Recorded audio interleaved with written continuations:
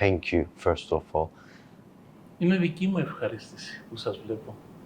Δεν κάνετε κάτι το ιδιαίτερο. Χαίρομαι και εγώ που σας γνωρίζω. Thank you. So I would like to ask my first question as regarding the Turkey's position in Cyprus, often described as the occupier. What do you think are the social, political, socio-economic results in a negative way of this occupation?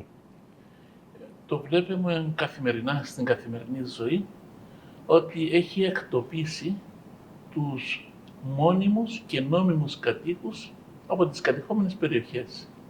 Επομένως, άλλαξαν την ζωή τους. Κουβαλεί, μεταφέρει επίκους από την Τουρκία και επικίζει τον τόπο με σκοπό να αλλάξει το δημογραφικό χαρακτήρα. Έχουν φύγει και οι Τουρκοκύπροι. Περισσότεροι έχουν φύγει στο εξωτερικό.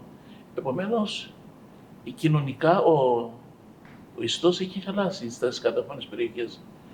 Στον πολιτισμό μας πάλι καταστράφηκαν οι εκκλησίες μας, καταστράφηκαν τα κημητήρια μας, καταστράφηκαν όλα τα ίχνη τα οποία δείχνουν το παρελθόν μας.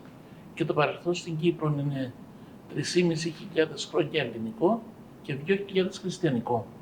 Όλα αυτά είναι μια ανατροπή στην ζωή μας, κοινωνική, πολιτιστική, που επέφερε η τουρκική εισβολή. Είναι πράγματι μια κατοχή. Δεν υπάρχει ίχνος ελέους σε αυτόν το μέρος. Thank you. Secondly, in the light of the recent debates concerning the Eastern Mediterranean Energy Corridor, how do you assess the strategic importance of Cyprus? Η Κύπρος έχει μια γεωγραφική θέση, η οποία έγινε αιτία πολλών κατακτήσεων για αυτή. Η θέση της εκεί που ενώνεται η Ευρώπη με την Ασία και την Αφρική, εκεί που είναι οι δρόμοι του εμπορίου, τώρα εδώ που βρίσκονται και τα κοιτάσματα που έχουν δημιουργηθεί από τις εκβολές του Νείλου, μας κάνει να έχουμε έναν περιζήτητο χώρο. Αυτό όμως δεν σημαίνει ότι ο καθένας που ζει σε μια πατρίδα δεν δικαιούται να απολαμβάνει τα αγαθά τα οποία έχει η πατρίδα του.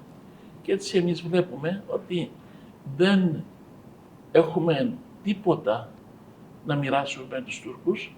Αντίθετα, η θέση μας, η ευνοϊκή, ευνοεί και τους Έλληνες και τους Τούρκους της Κύπρου και δεν θα είχαμε κανένα πρόβλημα σε ειρηνικές σχέσεις και η Τουρκία να βρίσκεται σε αυτήν τη σχέση την ειρηνική. Δεν έχουμε κάτι το κακό εμείς εναντίον κανενός. So there is a triangle, Cyprus, EU and Turkey, which is never ends inside, always the politics and the chaos goes on. So in this is the third question. So many people argue that Turkey propose a approach, like one-sided approach, and trying to benefit from this triangle chaos always. So Turkey's instance, what do you think the Turkey's aim behind this, always trying to benefiting from this? Η Τουρκία δεν έκρυψε καμιά φορά τους στόχους της από την Κύπρο.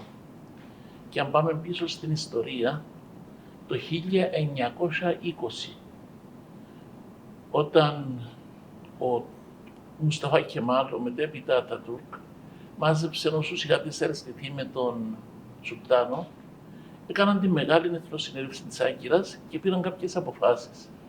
Μια από τις αποφάσεις ήταν ανάκτηση της Κύπρου, να ξαναπάρουν την Κύπρο. Ήταν τμήμα της Οθωμανικής Αυτοκρατορίας η Κύπρος, αναγκάστηκαν να τη δώσουν στην Αγγλία για να τους προστατεύσει από τη Ρωσία και όμως έβαλαν ως στόχο να την ξαναπάρουν. Από τότε αυτό το πράγμα είναι η εξωτερική τους πολιτική. Όσες κυβερνήσεις και να αλλάξουν στην Τουρκία, η εξωτερική πολιτική παραμένει να κατακτήσουν την Κύπρο. Επομένως, άσχετο με το τι λένε σε άλλους, ο στόχος παραμένει ο ίδιος. Εκμεταλλεύονται την Ευρωπαϊκή Ένωση για να πάρουν είτε κονδύλια, είτε να έχουν μια ειδική σχέση μαζί της, αλλά βλέπετε ότι δεν κάνουν την παραμικρή υποχώρηση, ούτε σε αναγνώριση της Κύπρου που είναι μέλος της Ευρωπαϊκής Ένωσης, ούτε σε κάτι άλλο. Επομένως, να ξέρουμε τι επιδιώκει η Τουρκία και να μην μας ξεγελά. So you are the most important person that we need to ask this.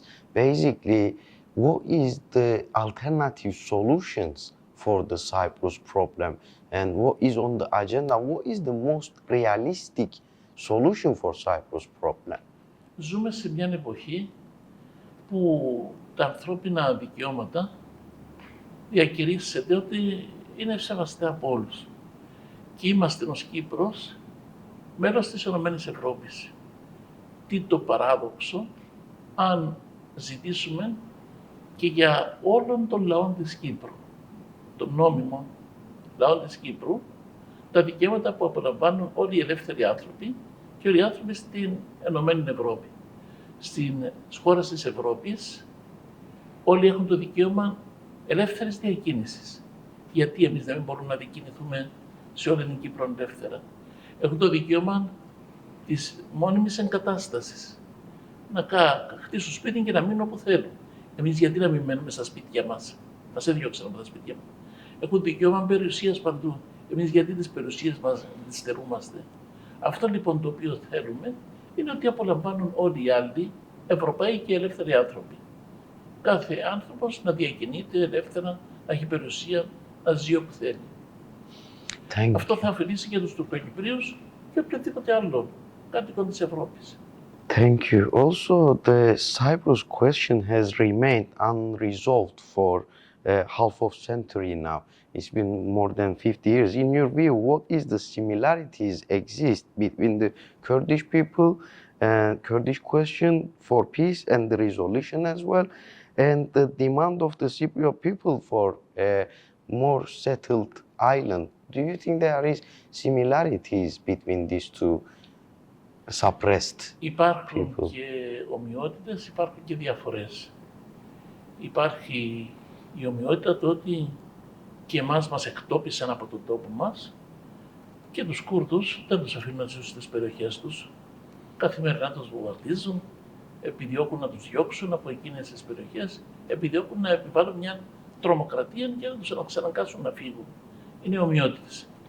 Το άλλο όμως, έχουμε και μια διαφορά. Εμείς είχαμε έναν ελεύθερο ανεξάρτητο κράτος. Επενέβησαν σε έναν κράτος και το κατέστρεψαν. Και μας πήραν έναν τμήμα του εδάφους μας. Εκεί τουλάχιστον, το βάζω σε εισαγωγικά, δεν υπήρχε αυτό το κράτος και τους έδινε τυπικά δικαίωμα να επέμβουν, γιατί ήταν η δική τους επικράτεια, χωρίς αυτό να είναι νόμιμο, χωρίς αυτό να είναι ηθικό. Υπάρχουν λοιπόν και ομοιότητες που υποφέρουν οι δύο λαοί μας και γι' αυτό και θα πρέπει να επιδιώξουμε αυτήν την εκδημοκρατικοποίηση και στην Τουρκία και παντού. Δεν έχουμε να κάνουμε τίποτα με τον τουρκικό λαό. Αντίθετα, θέλουμε να ζούμε ειρηνικά, αλλά όχι να είμαστε πάντα υπόδουλοι εμείς και να μην έχουμε δικαιώματα. Thank you. So the seventh question is about the Turkish state military presence both in regions of the Kurdistan in Cyprus as well. This is still described as an occupation. How do you assess the impact of this military presence on peace in the Middle East and the Eastern Mediterranean? Because the Turkish military, where they are based, there is always a conflict, always a problem. So how do you assess these presences? Εμείς το βλέπουμε ξεκάθαρα ότι η Τουρκία σήμερα προσπαθεί να επιβληθεί σε όλη την περιοχή. Θέλει να κάνει μια επίδειξη δύναμης, ότι αναπτύχθηκε σαν μια περιφερειακή δύναμη. Εκτός από τμήμα της Κύπρου, κατέχεται και τμήμα της Συρίας, φτάνει στρατεύματα μέχρι την Αφρική, έχει βάσεις παντού. Επομένως θέλει να δείξει την υπεροχή της παντού. Με τις συμφωνίες που κάνουμε με τη Λιβύη, έστω και παράνομες και παράτυπες, θέλει να δείξει αυτήν την ισχύ. Πρέπει να καταλάβει και εκείνοι αλλά και ο ελεύθερος κόσμος να της το επιβάλλουν, ότι στον 21ο αιώνα δεν είναι αυτός ο τρόπος επιβολής. Έχουν δικαίωμα και οι αδύναμοι και οι αδύνατοι να ζήσουν σε αυτόν τον τόπο, σε αυτόν τον κόσμο και αξιώνουμε τα ανθρώπινα μας δικαιώματα. Κάθε άνθρωπος είναι ελεύθερος να ζήσει στην πατρίδα του. Και αν ο διπλανός είναι ισχυρότερος, ας ζήσει με τη δύναμή του στην πατρίδα του. Να μην επεμβαίνει στη ζωή των άλλων. Thank you. So the ongoing conflict in the Middle East and the lack of the resolution to the Kurdish question indirectly affecting the search for peace in Cyprus as well, because as much as the Middle East problem causing, it affecting Cyprus. In your opinion, how might the Kurdish freedom struggle and the Cypriot people's desire for a peace on the island strengthen each other? So do you think if the problem in Middle East solved, this will reflect Cyprus in a positive way, or Cyprus problem if solved will affect Middle East in a positive way? Πιστεύω ότι μια λύση στο Μεσανατολικό που θα δημιουργήσει, είπαμε, και δίκαια ένα κράτος που το δικαιούνται οι Κούρδοι, θα βοηθήσει στην σταθερότητα της περιοχής. Γιατί θα σταματήσουν πρώτα οι εμπόλεμες καταστάσεις σε αυτή την περιοχή.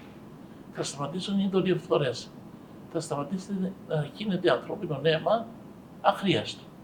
Αυτό θα έχει βέβαια και κάποιων αντίκτυπων θετικών και σε όλες τις άλλες διενέξεις στην γύρω περιοχή. Χωρίς να σημαίνει όμως ότι τούτο, η λύση του ενός προβλήματος θα λύσει αυτόματα και το άλλο. Θα έχει κάποιες ευνοϊκές επιπτώσεις, αλλά πρέπει η ολόκληρη η ανθρωπότητα να σταματήσει πια να αναγνωρίζει το δίκαιο του ισχυρού και να πει ότι ζούμε σε έναν κόσμο δικαιοσύνης, έχουν και οι αδύναμοι τα δικαιώματά τους. Thank you. So, what are your views on the role of the religious leaders in working towards a solution? Because we are not fully aware of the situation in Turkish Cypriots, but in Turkey there are many Muslim scholars or religious people, also the representatives of Alevites, Sunnis, and also other Assyrians as well. So many of them are having a aim to bring the peace in this context. So do you think for Cyprus issue, what would you say about the possibility of religious leaders' role to bring peace? And you can answer this in two ways, both in Turkey Kurdish problem and in Cyprus problem as well, because in Cyprus as well the religious leaders can support the peace, and both in Turkey as well, because as you lately remember, Durziz has been massacred in Syria. So in Turkish-Kurdish conflict as well, and Alevis are under pressure. They are being genocided every day in the Middle East. So what is the role and what should be the role of the religious leaders to bring peace both in Cyprus and in Turkey as well? Οι θρησκευτικοί ηγέτες έχουν έναν ηθικό κώδικα, ο οποίος απορρέει από την πίστη τους στο Θεό. Αυτός ο ηθικός κώδικας, παρά τις διαφορές που υπάρχει στη θρησκεία του καθενός, έχει αρκετές ομοιότητες και θα μπορούσαν να σεβαστούν τον κάθε άνθρωπο και την ελευθερία του. Όμως το κακό στην Κύπρο και στην Τουρκία είναι ότι οι θρησκευτικοί ηγέτες γίνονται όργανα του πολιτικού καθεστώτος και έτσι δεν μπορούν ελεύθερα να εκφραστούν. Δεν μπορούν να ασκήσουν τις επιθυμίες τους που απορρέουν από την πίστη τους ή στη θρησκεία τους. Ακολουθούν κάποιες διαταγές. Γι' αυτό και ενώ προηγουμένως είχαμε και εδώ κάποιες συναντήσεις μεταξύ του εκπροσώπου των μουσουλμάνων της Κύπρου και του Αρχιεπισκόπου της Κύπρου, αλλά και των άλλων δογμάτων που ζουν εδώ, λόγω αυτής της παρέμβασης της κατοχικής δύναμης, αυτός ο διάλογος δεν προχωρούσε και τα τελευταία χρόνια έχει σταματήσει. Αν αφαιθούν ελεύθεροι θρησκευτικοί ηγέτες, ανεπηρέαστοι, να εκφράσουν τα πιστεύω τα οποία απορρέουν από τη θρησκεία τους, νομίζω θα ειρηνεύσει ο κόσμος. Αλλά δεν αφήνονται δυστυχώς. So just two questions more left as an extra. What is your message directly to the Öcalan? Πρώτα θα το αναγνώριζα την αξία που του πρέπει τόσα χρόνια να αγωνίζεται για τον λαό του. Και θα του ευχόμουν να δείξει κι άλλη υπομονή, ώστε να ξεπεραστούν αυτές τις δυσκολίες και κάποτε θα αναγνωριστούν όλοι οι αγώνες του. So in your imagination, in your dreams, in your hopes, what should be the future of Cyprus? How do you see, what do you want in Cyprus to happen in the future for our children? Το είπα προηγουμένως ότι όπως όλοι οι άλλοι Ευρωπαίοι έχουν κάποιες ελευθερίες, να ισχύσουν και στην Κύπρο αυτές οι ευρωπαϊκές ελευθερίες, οι ατομικές ελευθερίες. Όταν ο καθένας έχει τα δικαιώματά του, είτε Έλληνας, είτε Τούρκος, είτε Αρμένιος, είτε Κούρδος, αλλά είναι μόνιμος, νόμιμος κάτοικος της Κύπρου και έχει αυτά τα δικαιώματα, δεν θα φοβηθεί από τον άλλον τίποτα. Θα ζει ως ελεύθερος άνθρωπος. Αυτό είναι το όραμά μας για την Κύπρο, να είναι μια ελεύθερη χώρα με όλες τις δημοκρατικές διαδικασίες που υπάρχουν παντού και με όλα τα δικαιώματα που απολαμβάνουν όλοι οι άλλοι Ευρωπαίοι. Your Excellence, also, is there anything I didn't ask and you would like to say in the frame of our interview? Please, it's your time. Anything you would like to say, we will be happy. Πιστεύω ότι παρόλο το ότι ζούμε στον 21ο αιώνα, ισχύει και σήμερα το δίκαιο του ισχυρού. Και αν θέλουμε να επιβιώσουμε σε έναν τέτοιο τόπο, πρέπει να προετοιμαστούμε και εμείς, να έχουμε κατάλληλη άμυνα, να έχουμε τα μέσα για να αντισταθούμε. Δεν ζούμε σε έναν ιδιωτικό κόσμο, να ισχύσουν αυτές οι αξίες τις οποίες είχαμε πει και οι αρχές που είχαμε πει προηγουμένως. Γι' αυτό και πρέπει, παρόλες τις επιδιώξεις μας για ελληνική λύση, να επιδιώκουμε και μια αμυντική θωράκιση, τουλάχιστον στην Κύπρο, ώστε η κατοχική δύναμη να υπολογίζει ότι θα βρει αντίσταση, θα βρει δυσκολίες, θα έχει κόστος, είτε να προχωρήσει, είτε να παραμείνει σε αυτήν την κατάσταση. Your Excellence, thank you very much for your time. It's been a great lifetime honor for me. Thank you so Εγώ σας much. ευχαριστώ.